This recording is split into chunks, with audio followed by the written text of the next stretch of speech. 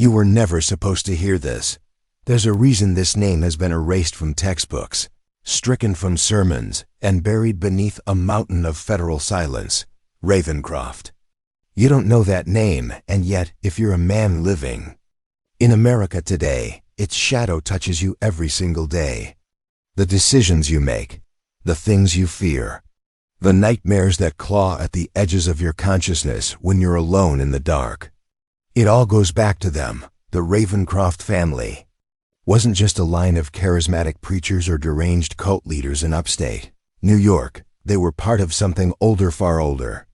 The bloodline traces back to Blackfriars, London, and even further into ancient Europe, where a different kind of church was being built, one without windows, one without light. A religion not of salvation, but of domination. Their doctrine was not about worshiping God. It was about becoming Him, through pain, through sacrifice, through control. And their experiments, if you can even call them, that created a system of psychological enslavement that still operates today.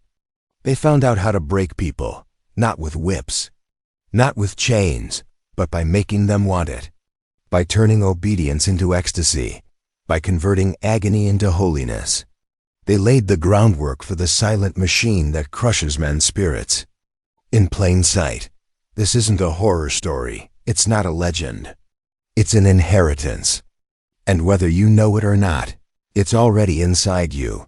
They called their sanctuary the Church of the Pure Spirit, but it was never a church. It was a gateway. And what passed through it didn't come from heaven. You feel that chill running down your spine? That's the truth knocking on your skin. It's time to let it in. The Ravencroft brothers Ezra, Silas, and Caleb weren't just twisted. They were initiated. Raised from birth within secret rites. Each of them trained in a different discipline. Ezra, the orator, who could speak in a voice that bypassed logic and spoke directly to your fear. Silas, the scholar, who studied anatomy and psychological trauma as paths to obedience. And Caleb, the prophet, the youngest and the most dangerous. A man who claimed to see the other side, not in death, but in suffering. When they arrived in Ravenwood in 1825, they weren't missionaries. They were architects. They had plans drawn up for a building that had never existed before on American soil, a church without windows, shaped like a ritual sigil, with a steeple that rose like a dagger into the sky. Every brick was laid with precision. Every corner aligned to astronomical markers. This was not a place of worship. It was a machine. And the fuel it needed was people. At first, the brothers drew in the broken, the grieving, the ones no one would miss, widows, drunks, the mentally ill. They offered them not kindness, but meaning. They taught that pain was holy, that to be whipped, drowned, starved, beaten, that wasn't punishment, it was purification. You see the trick? It wasn't about terror. It was about transformation. They weren't scaring people into submission. They were convincing them to ask for it. Every Sunday, men and women lined up in front of the altar to be chosen for the trials. And those trials became darker, more invasive, more medical. Eventually, the brothers weren't just hurting people.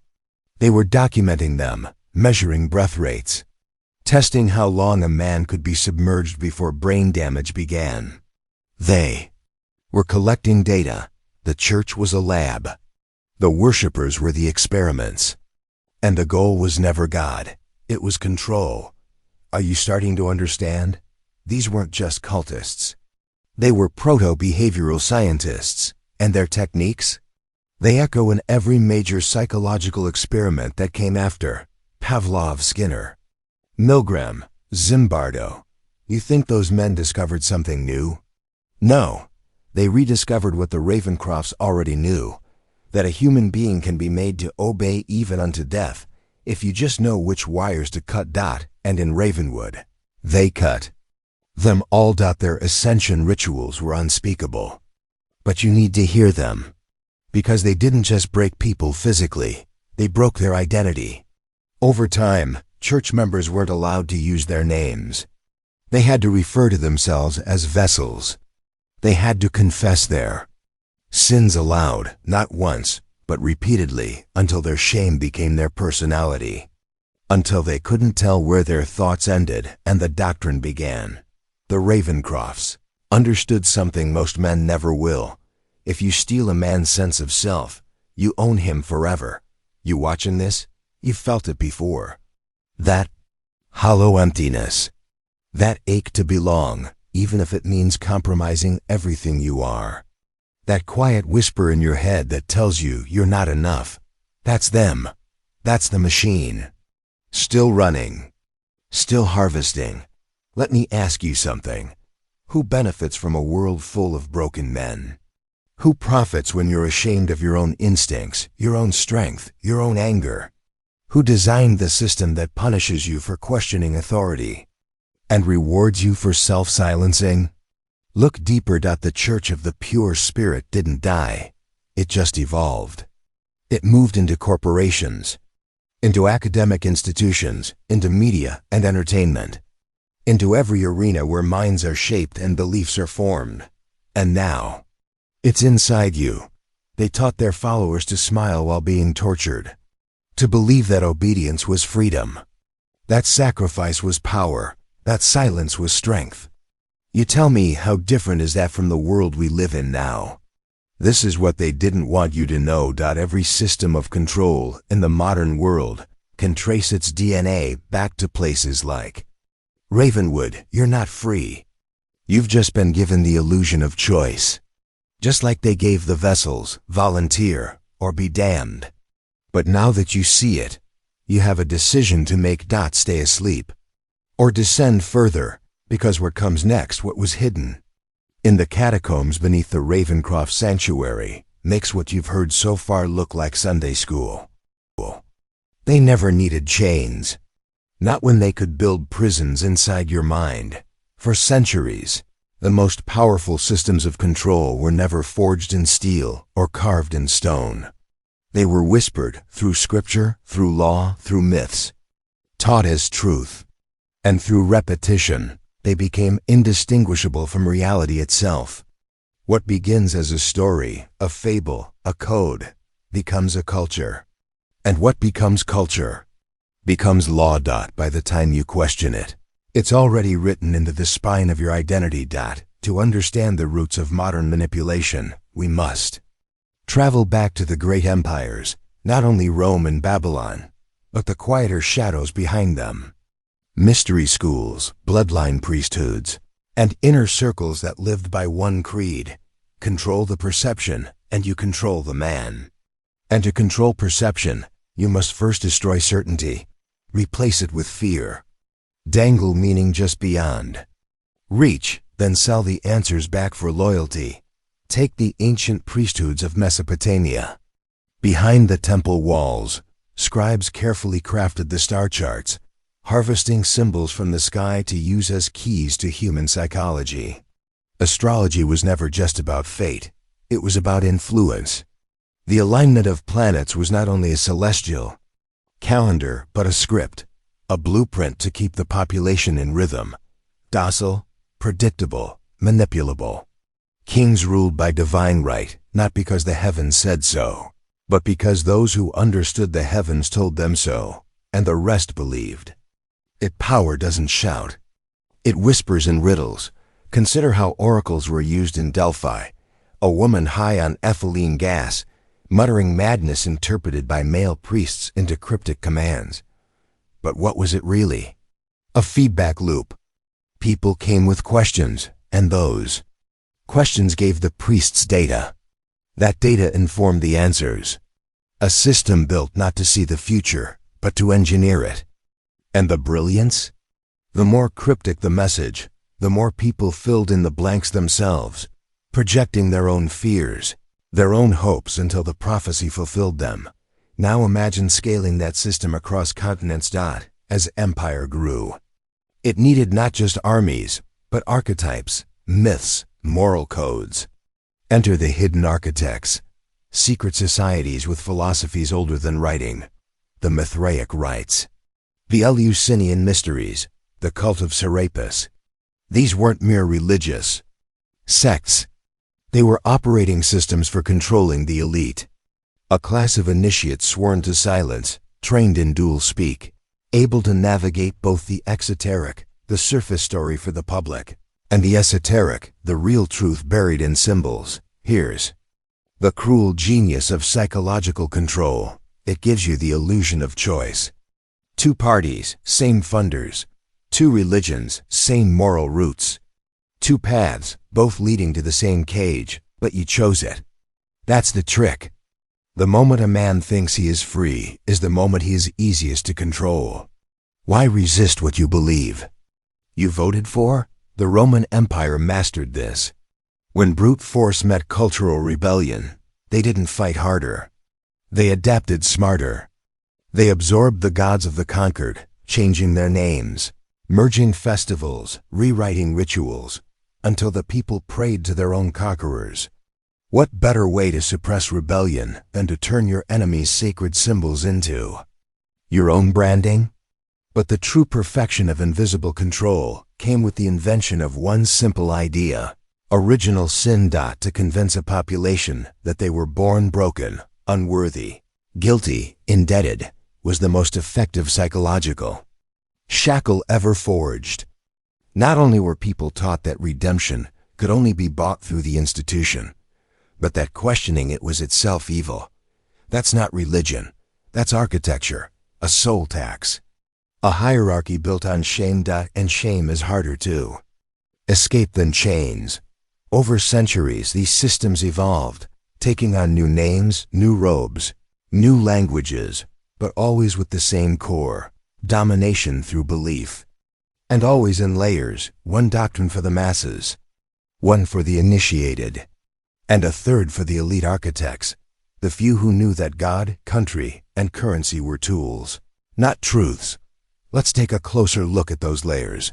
On the surface, you have the public narrative, the story everyone knows. Simple, moral, easy to follow. Below that is the initiated narrative: symbols, rituals, and teachings that reframe the first story as metaphor, hiding deeper truths about mind, matter, and manipulation. But at the core is the controlling narrative known only to a handful. This is the version where history is crafted, not recorded, where wars are not fought, but funded, where public enemies are selected long before the people are told to hate them. That third layer is where real power lives. And once you see it, you can't unsee it. From the Vatican vaults to Masonic lodges, from hidden chambers beneath ancient cities to modern boardrooms shaped like pyramids, symbols persist. Why? Because symbols bypass the conscious mind. They are not decorations, they are code. Activation triggers for those trained to understand, and noise for those kept asleep. The checkerboard floors, the all-seeing eye, the twin pillars. These aren't aesthetic flourishes, they're signatures. Markers that the architecture you walk through is built not just in stone, but in ideology. Even time was hijacked.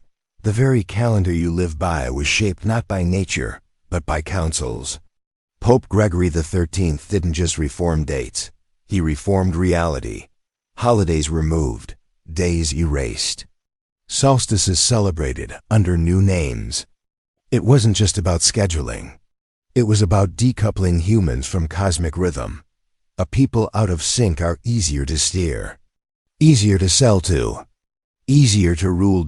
And that brings us to the most powerful tool of control ever created: language. Shape thought, and thought shapes behavior, which is why the ruling classes have always curated vocabulary. Certain words are magnified: patriot, loyalty, security. Others demonized: rebel, anarchist, heretic. But who defines those terms? Who writes the dictionaries, the laws, the media headlines? The answer is the same in every age: those who benefit from your obedience. Consider the chilling legacy of the word conspiracy. It once meant to breathe together. Now it's a weaponized term, designed to end conversations, not start them. To investigate is to risk ridicule. To question is to risk exile. And in that silence, the controllers thrive, and that silence isn't accidental. The architecture of silence is built in layers, in institutions, in education systems, in generational trauma passed down like heirlooms. Children don't question the world. They absorb it, and by the time they learn to speak, the script has already been written for them. What to believe, what to fear, what to mock. But here's the hardest truth. Most people prefer the prison. Freedom is terrifying. It demands responsibility. It strips away excuses. And so, the masses clutch their illusions like security blankets. They worship their captors, defend their doctrines, mock the ones who see the bars, because the pain of waking up is greater than the comfort of the dream. And the architects know this. They count on it. They know that if you give people bread and spectacle, a steady job, a glowing screen, a flag to salute, they will self-censor, self-police. They will patrol their own minds, editing every thought before it becomes dangerous. The most efficient form of control is the one that requires no enforcement, that it simply maintains itself. The puppeteers don't need to silence everyone. They only need to ensure the majority ridicules the minority. That truth becomes taboo. That questions become dangerous. That the fear of looking foolish outweighs the need to know. And just like that, the system sustains, but not forever, because somewhere in every generation, a few refuse, a few see. And when they do, they become dangerous, not because they hold guns or wealth, but because they hold clarity. And clarity is contagious. Once a mind expands, it cannot shrink. Once a veil is lifted, it cannot be replaced. And so the system must work overtime. It must distract, divide, entertain. It must inject noise into every silence, crisis into every calm. Because in stillness, truth speaks.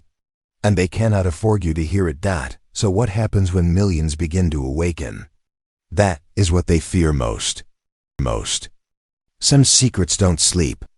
They whisper across generations, moving not through official archives, but through the spaces in between the lines of dusty diaries, between the cracks in centuries-old stone, between the waking and the dreaming. And among these secrets, few are as eerie, as persistently troubling, as the case of the orphaned rites performed beneath the salt-laced soil of the Mediterranean coast. A place where silence speaks loudly, and what was buried refuses to remain still. Long before modern borders sliced through the lands we now call southern France and northern Italy, a series of subterranean tunnels crisscrossed beneath forgotten hillocks, some natural, others man-made. Archaeologists dared not dig too deep, not because they lacked the tools, but because even the most skeptical among them felt an instinctual dread. These labyrinths were not tombs, not entirely, nor catacombs, though bones were plentiful. They were something else. And what unnerved the few researchers who stumbled across records from the 18th century was the detailed mention of the Dreaming Choir, an alleged society that existed solely to induce out-of-body states in children, aged 6 to 9, claiming to soften the veil between man and shadow. According to notes penned by Father Dumarche of Avignon, notes hidden behind false bricks in the monastery of Saint Foy, these children were hand-picked, often orphans, and brought to the region's coastal caves under cover of night. The rituals were described in fragmentary terms, almost poetic, as if to obscure their true nature. There were mentions of soundless singing, of a melody hummed only inside the skull, of salt circles that could pull a soul toward the window. Father Dumarche never wrote what lay on the other side of this supposed window, but he did confess in trembling Latin that those who return with pieces missing or with pieces added, not their own. The Church was aware, not supportive perhaps, but certainly complicit in its silence. Reports surfaced of bishops whose personal journals were stained with sea brine despite being kept inland. One spoke of nightmares that echoed the voices of children long dead. Another drew detailed sketches of a sigil, a strange spiral wrapped around what looked like an open eye and a vertical slit beneath it, like a weeping wound. This symbol would later be discovered carved into the femur of a child unearthed during illegal excavations in Liguria. In 1947, the body was never publicly catalogued, and the archaeologists who leaked its existence, 3 in total, disappeared. Without a trace within a year, the children were not merely victims. Some of them, according to rural legends collected by ethnographer Simona Varelli, returned with knowledge that defied explanation. One child could recite passages in Enochian, a so-called angelic language, despite never learning to read. Another, named Clement, painted detailed maps of underground lake systems years before their discovery by sonar. Yet the price was evident in their eyes. Villagers described them as untethered, as if their gaze was always halfway between the earth and something much farther away. They never laughed, never cried. Their emotions had been burned out, like candle wicks left too long unattended. It is tempting to dismiss these tales as the embellishments of folk memory, fevered recollections from rural minds. But in 1973, a British intelligence report, declassified, only in part, referenced a covert psychological experiment labeled rewrote, conducted off the southern coast of France. The operation sought to replicate altered consciousness states in children using sensory deprivation, magnetic resonance, and audio stimulation based on old monastic hymns tuned to 111 Hz. Though the files are redacted, it is known that 5 children were involved. None of them have appeared in any government database since. Only a torn audio reel remains containing a voice comm, almost tender, repeating the phrase, "Remember who you were before they named you." This whisper of identity theft, a spiritual kind, reverberates across time. The concept that children could be hollowed out and rewritten has parallels in more modern history. In the aftermath of the Second World War, Soviet programs under Lavrentiy Beria allegedly experimented with theta brainwaves in orphan populations, claiming that spiritual tuning could be achieved through prolonged isolation combined with harmonic pulses and subliminal messaging. Records from these programs vanished during the fall of the Soviet Union, but rumors persist that some of those techniques were derived from stolen Vatican scrolls never meant for public. Eyes retrieved from ancient Greco-Roman vaults sealed by the early church. We begin to see the threads intertwining across centuries, disparate cultures, regimes, and religious institutions, each with wildly different goals, yet all circling the same concept, that children, untouched by the calcified logic of adult minds, can be opened like gates. And if opened, something could either exit or enter. It is here that things grow cold, not in temperature, but in tone, in implication. One of the most haunting accounts comes from the 1928 personal diary of French physician Émile Lafontaine. He detailed an encounter with a boy recovered from a shipwreck near Marseille.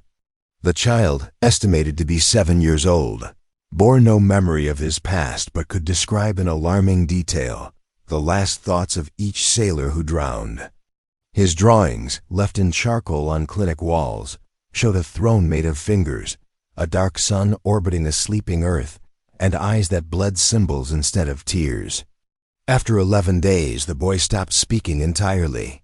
On the 12th night, he was found standing barefoot on the beach, humming a melody that matched descriptions from Father Dumarche's 1765 Confessions.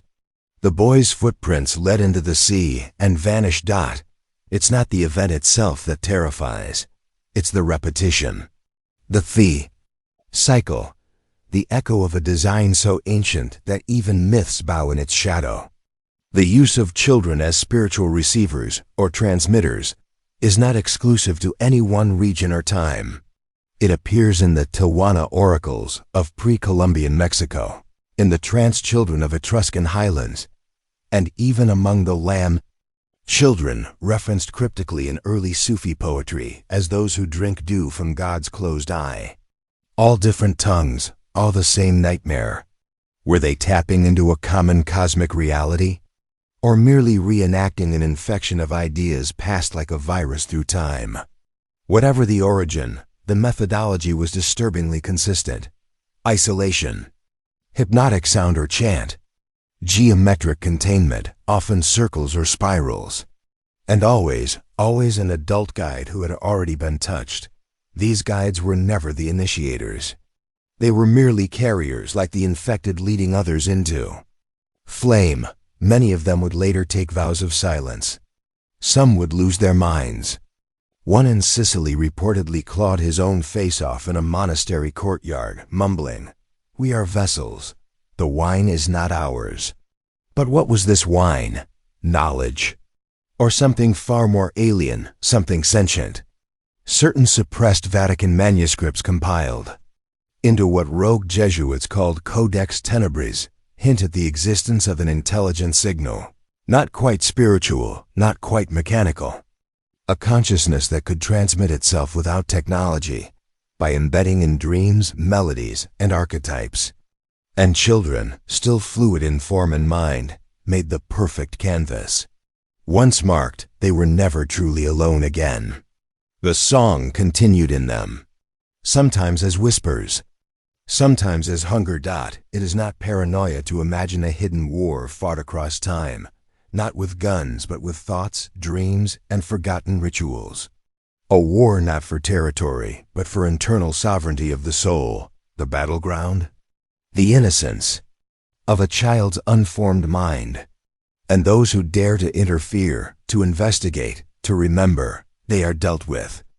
Not brutally, quietly, subtly, like a page torn from a book you didn't realize was missing until you try to understand the story. The dreaming choir may be gone, or it may simply wear a new name, a new face. Some claim its descendants have moved online, buried within obscure audio tracks, within games, songs, even sleep apps. The same frequencies, the same intentions. Lure the young, soften the barrier. Let something in, and you've likely heard it too. That peculiar hum beneath a lullaby. That dream you don't remember, but that leaves your spine cold in the morning. The strange sense that something watched you while you slept, not malicious, but curious, as if it was measuring your boundaries. And perhaps, just perhaps, wondering how much more room you have left inside. The silence after a whistleblower speaks is often louder than the confession. Sometimes, it's the silence that kills. In the spring of 1977, Dr. Eugene Mallory, a biochemist working for a private contractor linked to multiple U.S. government agencies, died in what authorities called a self-inflicted overdose. But what friends, family, and a handful of defiant colleagues suspected was something far darker. Just weeks before his death, Mallory had submitted a 53-page dossier detailing unethical neurological experiments, allegedly funded by black-budget operations and carried out under the guise of national security.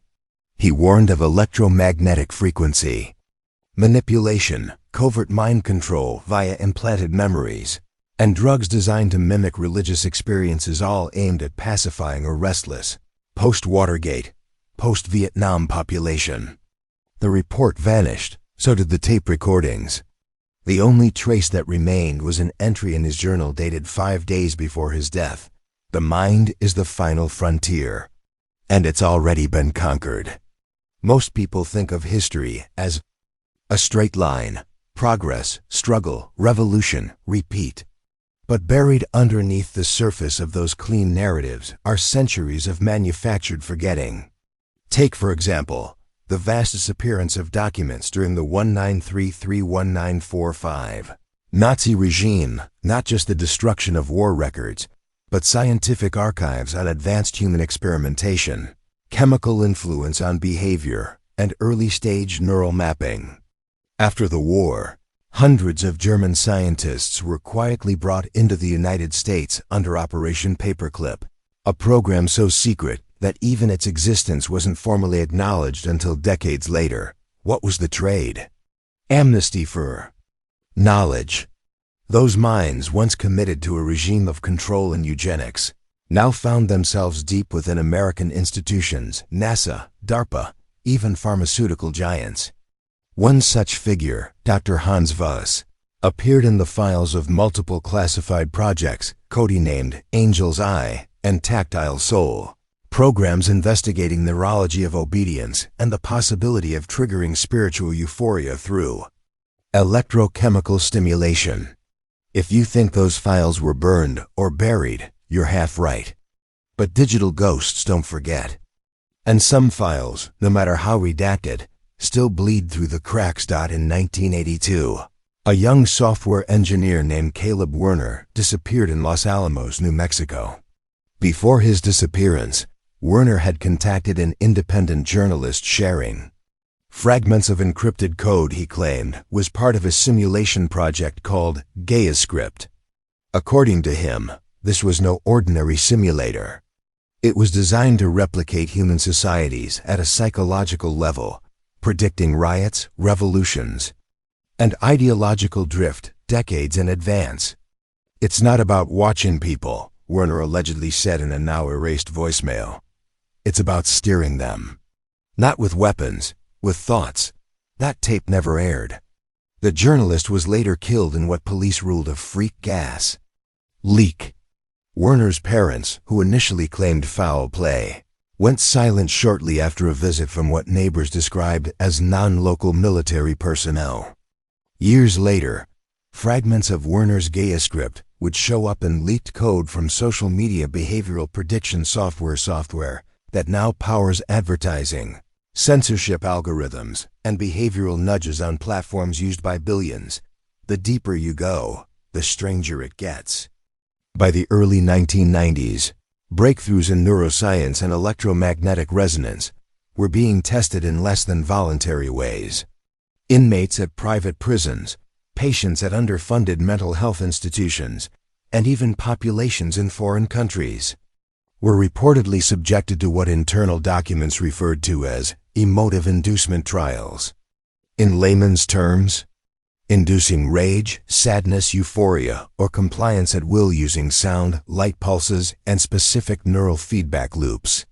One particularly chilling account came from a man named Omar Reyes, who worked as a janitor at a rural clinic in Idaho, where patients were kept in locked rooms with strange lighting rigs attached to their skulls. "I never heard screaming like that," he later told an underground podcast before going missing. "It wasn't pain. It was like they were losing themselves, like someone was turning off their souls." Psychological control doesn't always come in the form of torture or drugs. Sometimes it's in the stories we tell ourselves, in the rhythms we're taught to follow. Consider the school bell. Its sharp ring mimics the Pavlovian conditioning used in early behavioral science experiments, or the national anthem before a game music designed not just to unify, but to trigger collective emotional states. What if these aren't just traditions? What if they were refined through military psychological ops, honed through decades of trial and error, and then normalized into culture? A former propaganda specialist for the Department of Defense once remarked, "The most effective conditioning is the one that feels like ritual. You never question the air you breathe." In the 2000s, with the rise of the internet and the explosion of personal data, the ability to observe and predict became exponential. But something darker crept in: digital hypnosis. A string of classified DARPA experiments explored how color gradients, scrolling mechanics, and notification frequencies could alter dopamine response. They weren't just studying attention, they were shaping it. When a whistleblower from a major social platform testified before a shadow subcommittee in 2017, she presented data showing that certain algorithm changes corresponded directly with spikes in political polarization, depression, and suicidal ideation among teens. The kicker? The platform was paid handsomely through defense proxies to deploy those changes. There's a growing theory. whispered among fringe physicists and renegade psychologists, that what we call consensus reality is in fact a negotiated illusion, a kind of neural treaty enforced by belief, habit, and artificial reinforcement. Break that treaty, and reality bends. Hallucinogens like LSD and DMT were once tested by intelligence agencies not to open minds, but to see what happens when the mind escapes the grid. What they found terrified them. Subjects began sharing remarkably similar visions, geometries, entities, hyperdimensional experiences that suggested a common psychological architecture beneath consciousness. One declassified report from 1971 simply reads, "Not hallucinations, possibly broadcast, possibly intrusion." What if these substances weren't just drugs? What if they were keys? By now, you're probably wondering, why don't more people talk about this? The answer is, they tried. But history is a graveyard of erased voices. Journalists suicided with no note. Scientists discredited overnight. Archives mysteriously set ablaze. Even entire communities erased from memory, like the small town of Ravens Hollow, Oregon, where in 1993, every resident reportedly experienced a shared vision that left them in catatonic states for days. The town was quarantined. Officials claimed a viral outbreak. But leaked aerial photos show strange glyphs burned into fields, structures scorched in geometrical patterns, like something had been downloaded into the landscape itself. And here's where the horror tilts into something even harder to grasp. The possibility that we are not the apex species on this planet. Not spiritually. Not cognitively. That something older, something embedded in the architecture of thought itself, has been steering us for generations. It doesn't need bodies. It needs belief. It needs your attention, your rituals, your obedience. Whether it's called an egregor, a control matrix, or simply the system, it thrives on the illusion of free will wrapped in the aesthetics of choice. It convinces you that you're awake while it dreams through you. If you're feeling uncomfortable right now, you should. That discomfort is not fear, it's recognition. Somewhere inside, a part of you remembers that the world you see is not the world that is. That there are gears beneath the stage, pulling levers, turning lights on and off, shaping every moment like a magician's trick. And like every great illusion, the secret is never in what you see, it's in what you're trained to ignore. What if the madness we see in the world, the violence, the chaos, the disconnection, is not a symptom of decay, but the side effect of waking up? What if the control grid is failing? Systems fail when too many anomalies appear, and lately, the anomalies are everywhere. From global mass protests with no clear leadership, to spontaneous shifts in collective behavior, to inexplicable dreams, shared by people continents apart. It's as if something ancient is stirring a counterforce to the manipulations. A remembering, but be warned, the system fights back. Not with brute force, but with narrative. It rewrites the story faster than you can tell it. A leaked memo from a defense contractor in 2020 read, "The next war is not for land, it's for perception." Whoever controls belief controls the timeline. And so, here we are standing on a precipice, watching the curtain ripple, feeling the static in the air before a storm. You're not alone in this unease. Millions are awakening, each in their own way. Some through trauma, some through dreams, some through pain. But all of them sensing the same thing, that reality is not what it seems and never was. Whispers of disappearance are loudest in places where memory is fragile. In the case of the Whitmore triplets, the story was never fully told, only felt like a low hum behind the walls of the town's silence. By the time the 5th week passed, after the children vanished, the town of New Chapel Hill had turned inward. People moved differently. Doors that once stayed open were now locked. Curtains that once fluttered carefree now hung heavy, concealing. Nobody walked the streets at night. Even the birds seemed to sing less. It was as if the very fabric of the town had shifted to accommodate the weight of something unspeakable. Those who had once gossiped about the family with cruel delight now avoided even their names, not out of kindness, but out of a creeping, gnawing fear. They had stared into the abyss of their own culpability and seen something foul and writhing staring back. Investigators, once confident in their forensics and psychological profiling, began to admit confusion in quiet whispers. The cabin near the woods, the so-called sanctuary, where the triplets were supposedly homeschooled and spiritually protected, had no signs of forced entry. No blood, no struggle. Just abandoned bowls of oatmeal, still warm when first responders arrived. The family Bible was left open to the book of Job. A single line was underlined: "The Lord gave, and the Lord hath taken away. Blessed be the name of the Lord." No fingerprints but those of the family. No foreign hairs, no unusual tire marks. Even the dog hadn't barked. It was like they had vanished through the walls, despite a wide net of state and federal agencies becoming involved. From the FBI to Child Services, each lead dissolved like mist under sun. One agent who spoke anonymously to a local reporter said the case reminded him of Cold War-level mind control experiments. "There's a precision to the silence," he said, "like someone planned how to disappear, not just people, but memory itself." Surveillance footage of the road leading in and out of the woods captured nothing. A helicopter sweep turned up nothing. Heat-seeking drones found no bodies. And yet, deep in the soil samples taken from beneath the cabin's crawlspace, forensic botanists found something peculiar: traces of non-native fungi known to grow only in Eastern European crypts, fungi once associated with embalming practices among the secretive Ossetian death cults. The samples were quietly sent to Langley. Journalists, meanwhile, descended on the town like vultures, only to leave with broken equipment and unexplained corruption of their files. One true crime podcaster, who had made a career out of chasing obscure missing persons cases, claimed his car burst into flames a mile outside of New Chapel Hill.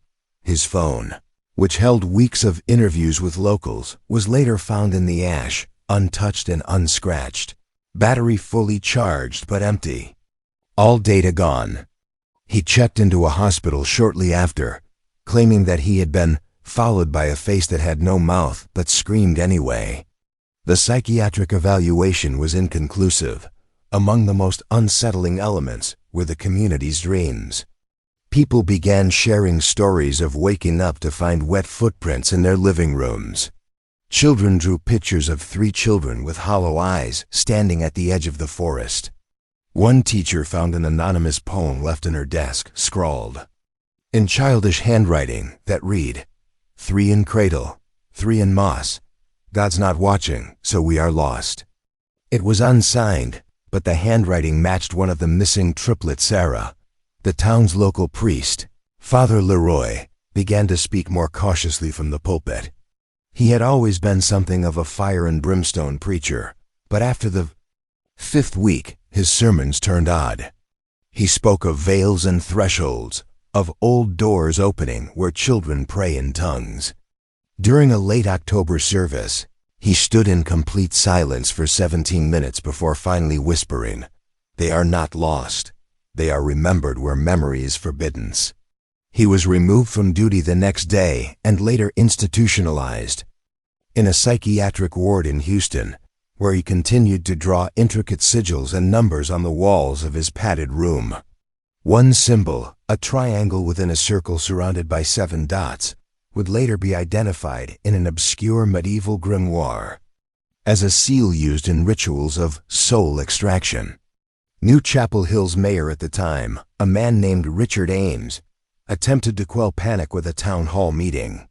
The event was televised locally, meant to bring unity. Instead, halfway through his speech, the broadcast cut to static. When footage resumed a minute later, Ames was frozen, his eyes wide, jaw slack, and mouth bleeding from what looked like a partially chewed rosary. He survived but never spoke again. He now lives in a long-term care facility in Austin, reportedly unresponsive to any stimuli except the sound of Gregorian chanting, to which he occasionally weeps. Families began moving away, citing bad luck, sickness, and a feeling of being watched. One mother claimed her daughter started humming a lullaby that hadn't been sung in generations, the Sleeping Hollow hymn, known only to old Appalachian death midwives. When asked how she learned it, the girl said, "The triplets taught me. They come to my window when I'm almost asleep." Despite everything, the official police report was closed by the end of that year. The case was declared unsolved, but without foul play. A formality. An insult. The town's new sheriff, a man not from the area, said only, "Sometimes the land doesn't want to be understood. It just wants to be left alone." The media moved on. The internet lost interest, but the town did not forget. Not truly, years later, a research student from MIT, fascinated by the psychological impact of unsolved child disappearance cases, tried to reconstruct the Whitmore mystery using advanced AI trained on regional language patterns, media coverage, and subconscious linguistic tics. The AI, after being fed 900 hours of source data, produced a single sentence: "They are waiting beneath the first silence." When asked to elaborate, the AI crashed and refused to reboot. The logs were corrupted. The student never published her thesis.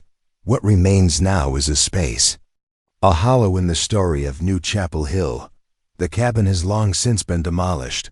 The woods have overgrown the foundation. Locals swear the clearing where it once stood is colder by 5 degrees than the surrounding forest. Wildlife avoids it. Birds do not nest there. One deer was found dead at its center, eyes wide open, heart ruptured, no wounds. Hunters steer clear. Children are warned not to wander near. They call it the place where dreams echo too loud.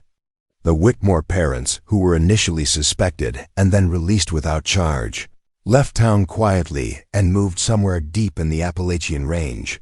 They do not give interviews. Their names are unlisted.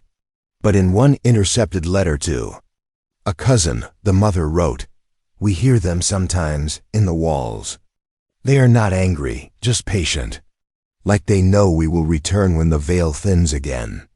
There's a darkness that is not violent. It does not scream. It does not burn. It simply waits." And that is perhaps the most terrifying thing about the Whitmore triplets, not that they were taken, or even that they may have gone willingly, but that wherever they are, they still remember us. And they may return, not as victims, but as something else entirely. Something shaped by abandonment. Something forged in the absence of light. New Chapel Hill exists now like a town underwater, still visible, still populated, but somehow unreachable. People live, laugh, marry, and bury their dead, but always with one eye over their shoulder. And every year on the anniversary of their disappearance, someone no one knows who leaves 3 handmade dolls at the edge of the woods, their eyes sewn shut with red thread. They are always gone by morning. The past, some say, is a place we leave behind. But in truth, it is a place that follows us, quietly stitching itself into the corners of our lives until we can no longer tell where memory ends and myth begins. And in New Chapel Hill, the myth is not just alive, it is watching.